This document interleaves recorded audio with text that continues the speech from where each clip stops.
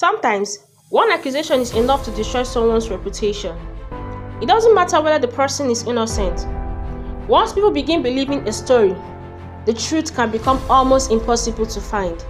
And at Bright Future High School, something terrible had just happened. The principal's office had been broken into, but that wasn't the worst part. Something extremely important was missing, and before the day was over, one student would find himself in the center of everyone's suspicion, Daniel. But before we continue, if you're enjoying this story, please remember to like the video, share it to someone who enjoys suspenseful story, and subscribe to this channel so you don't miss our next episode. Now, let's continue. It was Wednesday morning. Students were seen arriving at Bright Future High School when a loud voice suddenly echoed from the administration block. Somebody called the principal. Teachers rushed towards the office. Students began gathering around the building, whispering among themselves. Dozie and his friends were among those who ran towards the commotion. "What happened?" Sheyi asked breathlessly. "I don't know," Femi replied, "but something serious must have happened." Dozie looked through the crowd. The principal stood outside his office with a worried expression. Beside him were two teachers and the school security officer. The door to the office had clearly been forced open. "What happened, sir?" one student asked. The principal turned towards the crowd. Everyone should return to their classroom immediately. But students were already whispering. Someone had broken into the principal's office during the night, and something had been stolen. The rumors spread faster than the teachers could stop them. What was stolen? Was it money? Maybe the school computers? No, I heard the examination papers were taken. The last statement made everyone go silent. Examination papers? If the school upcoming examination questions has really been stolen, the situation was much more serious than anyone had imagined. By the time the students entered their classroom, nobody was concentrating. Everyone was talking about the break-in. Dozie sat quietly at his desk. Daniel was sitting a few seats away, reading a book as though nothing had happened. Sheyi leaned towards Daniel. "Do you think somebody really stole the examination papers?" Dozie shrugged. "I don't know." Femi lowered his voice. "But whoever did this must know exactly where the principal kept them." Amara looked around the class. Everyone became quiet. She continued. "It must have been someone who knew the school." Dozie looked towards Daniel. For a brief moment, their eyes met. Daniel returned to his book. Dozie quickly looked away. He didn't know why, but something about the situation made him uncomfortable. A few minutes later, the principal entered the classroom. The room immediately became silent. He looked serious. "Students, I want everyone to remain calm." Nobody moved. "The examination papers for your upcoming examinations are missing." A wave of shock passed through the classroom. Some students gasped. Others began whispering. The principal raised his hand. "Nobody is to accuse without evidence. The school management is investigating the matter." Then he paused. "And until we discover what happened, all students are expected to cooperate." He left the classroom.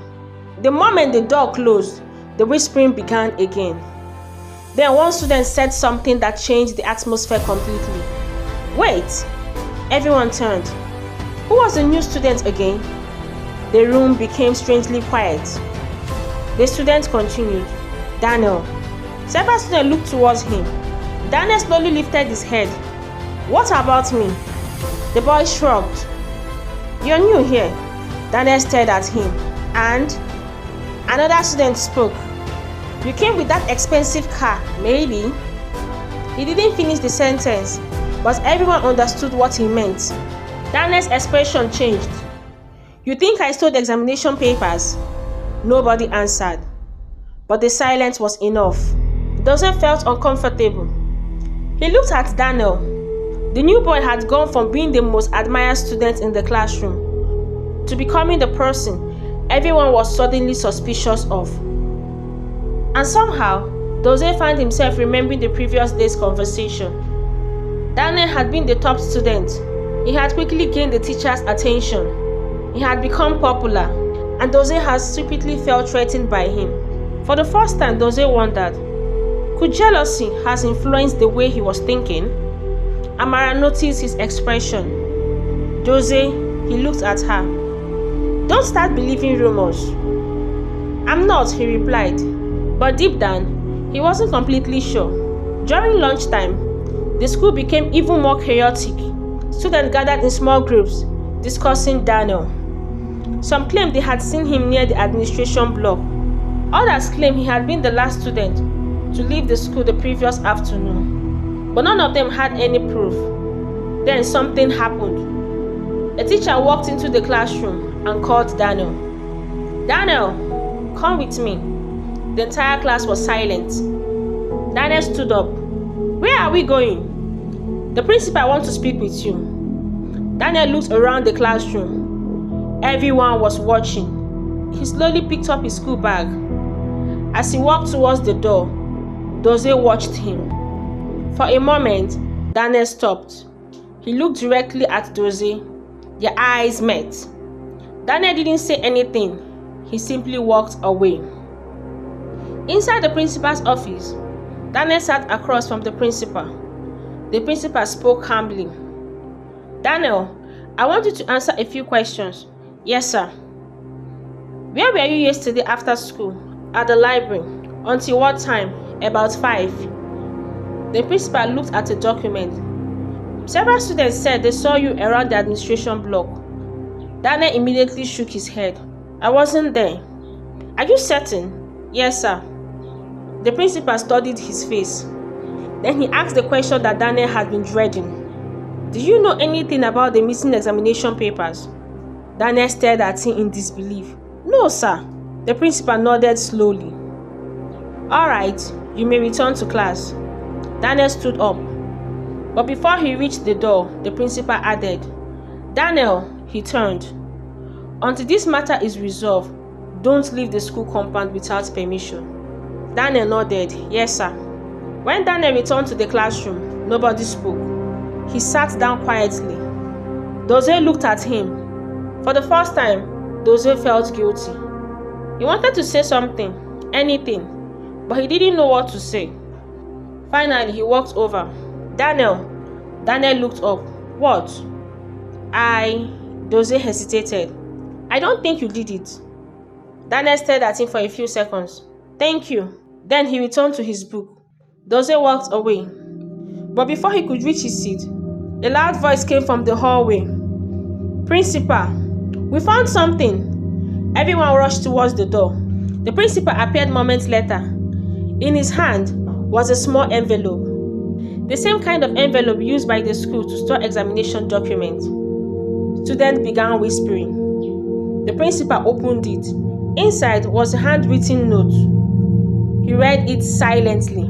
Then his face changed. What's inside, sir? A teacher asked. The principal looked towards the student. His eyes finally settled on Daniel. Then he said, we found this inside Daniel's locker. The entire hallway erupted. Daniel's face was pale. What? He stepped forward. Sir, that's not mine. The principal held up the envelope. Your name is written on it. Daniel shook his head. Someone planted it there. Nobody seemed willing to listen. Dozie stared at Daniel. His heart began beating faster because something didn't make sense. If Daniel really had stolen the examination paper, why would he keep the evidence inside his own locker? It was too obvious, too easy, almost as if someone wanted him to be caught. That evening, Dozie couldn't sleep. He kept thinking about Daniel's face, the fear, the confusion, the way everyone had suddenly turned against him. Then Dozie remembered something very small, something he had seen the previous afternoon. As he walked past the administration block, he had noticed someone standing near the principal's office, but because the person was far away, he didn't pay much attention. Now he began wondering, who had really been there? Dozie got out of bed. He picked up his phone. He knew what he had to do. The next morning, he would return to the school administration block. He would find out what really happened. Because for the first time, Dozie wasn't trying to protect his title as a class king. He was trying to protect an innocent friend.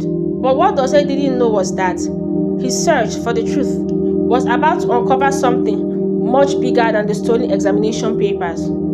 Something that would change the lives of every student forever. And before the sun rose the next morning, another shocking discovery was waiting for them. Thanks for watching Storytime Naija. If this story inspired you, please like, share, and comment. I'll see you in episode 4, how the whole truth will be revealed. Bye.